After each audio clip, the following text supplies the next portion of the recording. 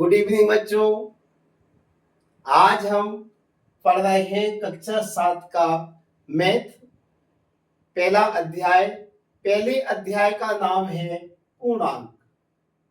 बच्चों, पूर्णांक के बारे में हम पहले ही पिछले वीडियो में सभी को बता चुके हैं। एक हमने सम्मिलित वीडियो बनाया था 6, 7, 8 तीनों क्लासों के लिए, क्योंकि सभी जो गणित हैं 6, 7, 8 के सभी में पूर्णांक से संबंधित चैप्टर थे, इसलिए हमने सभी का एक मिश्रित वीडियो बनाया है। यदि जिन बच्चों ने उस वीडियो को नहीं देखा है तो पहले आप इस चैनल को, गुरुकुल ज्ञान चैनल को सब्सक्राइब करें। इसके बाद में उस वीडियो को जरूर देखें, तभी ये अपना अगला चैप्टर हम सभी को समझ में आएगा। ठीक है बच्चों, आगे बढ़ते हैं। पूर्णांक पूर्णांक को हमने पिछले वीडियो में बताया है। पूर्णांक क्या होता है? पूर्णांक का अर्थ होता है पूरा अंक, जिसमें हमने उसको एक्सप्लेन किया। पूर्णांक दो तरह का होता है, ऋणात्मक पूर्णांक भी होता है और धनात्मक पूर्णांक होता है। उसमें हमने एक संख्या रेखा के माध्यम से दिखाया है कि जीरो के दाईं तरफ जितना हम आगे बढ़ते जाएंगे और उतना हम प्लस में संख्याओं को प्राप्त करते जाएंगे, बड़ी संख्याएं मिलेंगी हमें, और जीरो के बाईं तरफ जो संख्याएं होंगी वो सभी ऋणात्मक होंगी।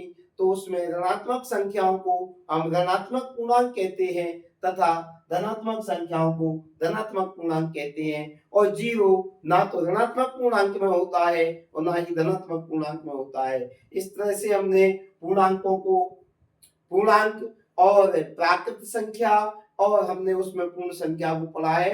वो वीडियो अपना डला हुआ है चैनल पे, चैनल को सब्सक्राइब करके उस वीडियो को पहले देखें। इसके बाद में ये पूर्णांक वाला चैप्टर सभी बच्चों को अच्छी तरह से समझ में आ जाएगा। तो पूर्णांक में हम आगे बढ़ते हैं। पूर्णांकों के योग एवं विकलन के गुण। जो पूर्णांक हम पढ़ चुके हैं, उस पूर्णांक में आगे बढ़ते हुए पूर्णांक का योग, योग का मतलब होता है बच्चों जोड़, योग एवं व्यकलन के गुण। व्यकलन मीन्स होता है घटाना, पूर्णांकों को जोड़ना, घटाना, ये गुण इसके पढ़ते हैं। ये गुण जो है जोड़ और घटाना, यानी योग और व्यकलन, इसके अंतर्गत, योग के अंतर्गत संबंध, यानी पूर्णांकों को, हम दो पूर्णांकों को जोड़ें तो जोड़ करके जो संख्या प्राप्त होगी वह एक पूर्णांक ही आता है या नहीं आता है। यदि एक पूर्णांक ही प्राप्त होती है संख्या जोड़ने पर, तो हम उसको कहेंगे कि यह उन संख्याओं का समवृद्ध गुण कहलाता है। जैसे दो पूर्णांकों को जोड़ें या दो पूर्ण संख्याओं को जोड़ें, दो पूर्ण संख्याओं का योग एक पूर्ण संख्या ही होता है। यदि दो पूर्ण संख्याओं को हम जोड़ें तो उसका योग जो होगा वो एक पूर्ण संख्या ही होगा। जैसे पूर्ण संख्याएं हमें पता है, पिछले वीडियो हमने देखा है कि 0 से अनंत तक की सभी संख्याएं पूर्ण संख्याएं कहलाती हैं। तो पूर्ण संख्याएं जैसे हम कहें कि 4 + 5 = 9, यानी 4 को और 5 को जोड़ें, क्योंकि 4 भी पूर्ण संख्या है और 5 भी पूर्ण संख्या है, तो 4 और 5 को जोड़ने पर जो अगली संख्या प्राप्त होगी वो भी एक पूर्ण संख्या होगी। इसलिए हम कह सकते हैं कि दो पूर्ण संख्याओं का योग एक पूर्ण ही संख्या होता है। हम जानते हैं कि यह गुण उन संख्याओं का समवृद्ध गुण कहलाता है। वैसे ही हम इसके अंतर्गत देखते हैं, जहां पूर्ण संख्या लिखी हुई है वहां बच्चों हम लिखेंगे पूर्णांक, क्योंकि पहले से हम लिख चुके हैं, मैथ्स की बुक नहीं थी इस वजह से। तो दो पूर्ण संख्याओं का योग, तो इसी के अंतर्गत हम अब यह देखते हैं कि दो पूर्णांकों को यदि हम जोड़ें तो हम यहाँ लिख देंगे, दो पूर्ण हटा के लिख देंगे, दो पूर्णांक संख्याओं का योग एक पूर्णांक संख्या ही होता है। हम जानते हैं कि यह गुण पूर्णांक संख्याओं का समवृद्ध गुण कहलाता है। यदि हम दो पूर्णांकों को जोड़ें तो जो प्राप्त होने वाली संख्या है वो पूर्णांक ही आती है या अलग से आती है। जैसे हम पूर्णांकों को जोड़ें, ये अपनी पूर्णांक संख्याएं हैं, ये को हम जोड़ें 17 + 23, तो 17 + 23, 7 और 3 10 का 0, हासिल 1, इसमें जोड़ दो या इसमें जोड़ दो, ये हो जाएंगी अपनी 40। तो 17 को और 23 को जोड़ा तो 40 प्राप्त हुआ। ये पूर्णांक भी है और पूर्ण संख्याएं भी है। और अब आगे देखते हैं जो क्या है प्योर पूर्णांक में है, -10 प्लस 3।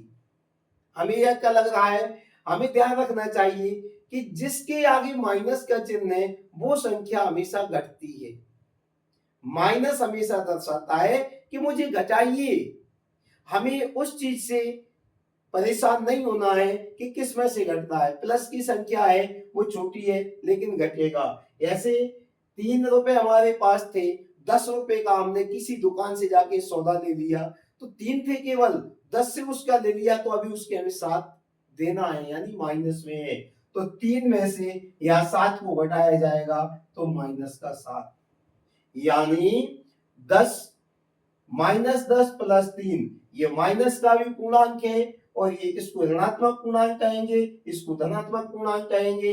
इन दोनों का हमने योग किया तो एक पूर्णांक प्राप्त हुआ -7। और फिर आगे देखते हैं, यानी 75 में से कितना, -75 प्लस 18। तो ये दर्शा रहा है कि 18 को हमें क्या करना है, 18 में से 75 को कम करना है।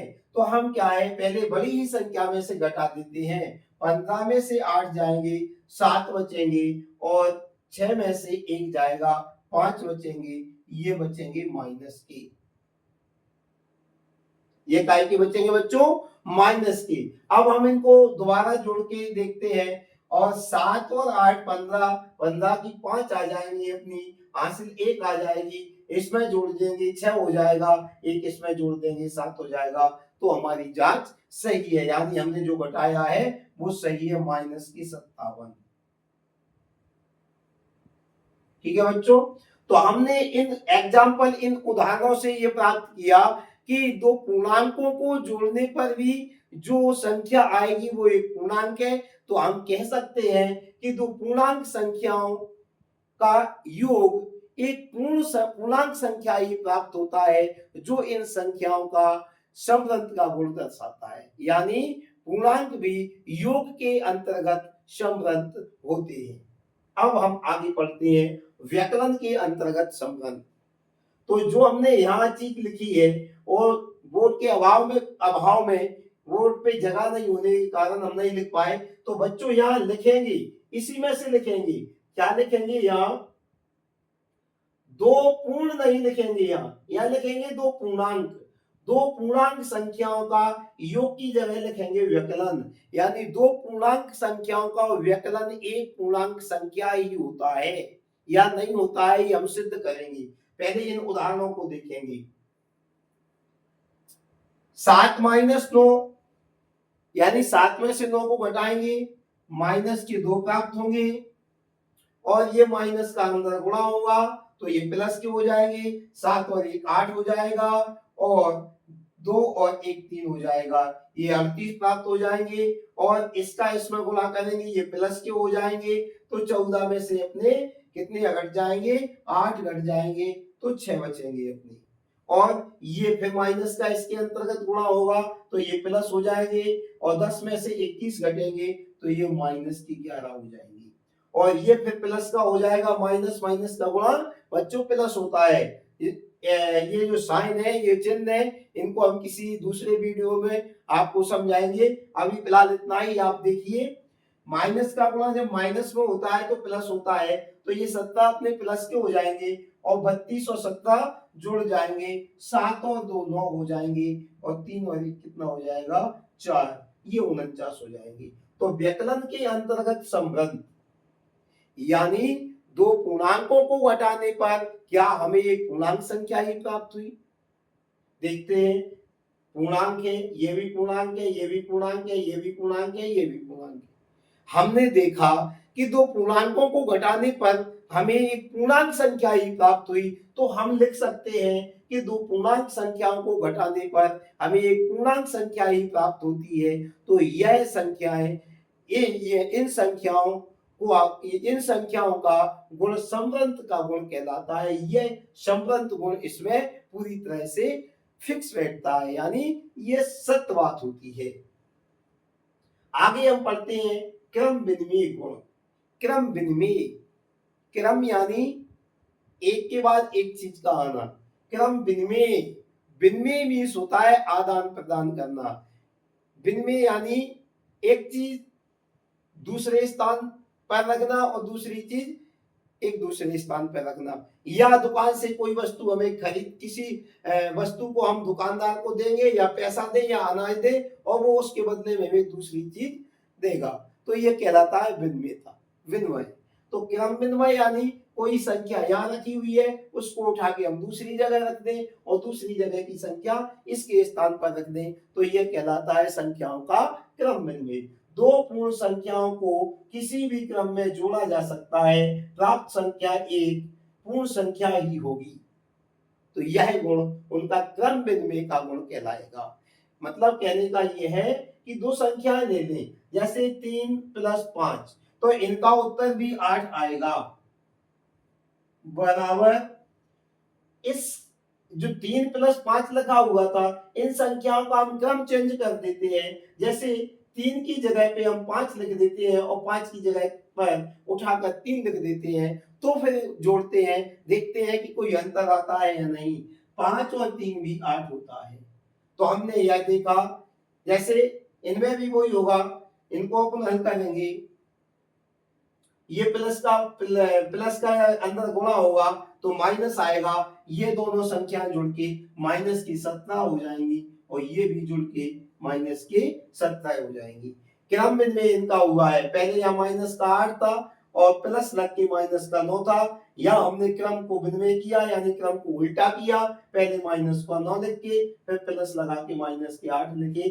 तो इनमें इनको जोड़ने पर, यानी क्रम विनिमयता का गुण क्या कहलाता है, किन्हीं भी दो पूर्ण संख्याओं को हम क्रम को उल्टा करके भी जोड़ सकते हैं, तो हमारा उत्तर उतना ही आता है। यदि हमारा उत्तर उतना ही आता है जितना पहले था और क्रम विनिमय यानी उनके स्थानों को बदलने पर जो संख्या रख करके हमने उसमें योग किया है, तो उतना ही आया है, तो यह गुण संख्याओं का क्रम विनिमयता का गुण कहलाता है। आगे हम पढ़ेंगे सहचर का गुण और योज्य तत्समक, अगले वीडियो में देखेंगे। तब तक इसको आप रिवाइज करिए, वीडियो को बार बार देख करके इनको समझिए और खुश रहिए और सदा मुस्कुराते रहिए। ठीक है, ओके, बाय बाय।